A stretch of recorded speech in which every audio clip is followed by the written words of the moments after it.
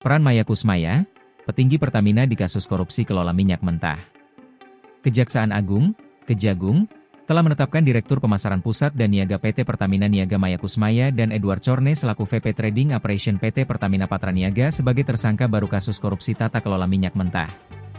Usai penetapan tersangka ini, terungkap peran keduanya dalam kasus yang merugikan negara Rp193,7 triliun tersebut. Direktur Penyidikan pada Jampitsus Kejagung, Abdul Kohar mengatakan, adapun peran Maya memerintahkan dan memberi persetujuan kepada Edward untuk lakukan blending BBM Pertalite dan Pertamax.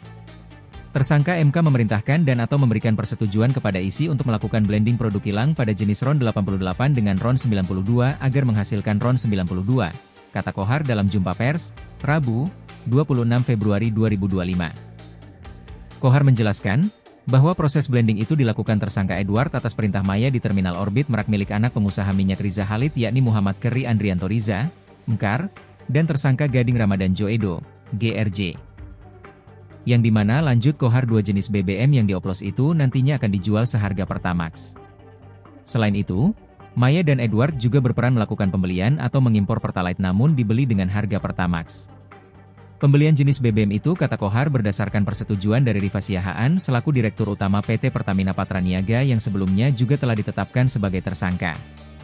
Sehingga menyebabkan pembayaran impor produk kilang dengan harga tinggi dan tidak sesuai dengan kualitas barang, ujarnya.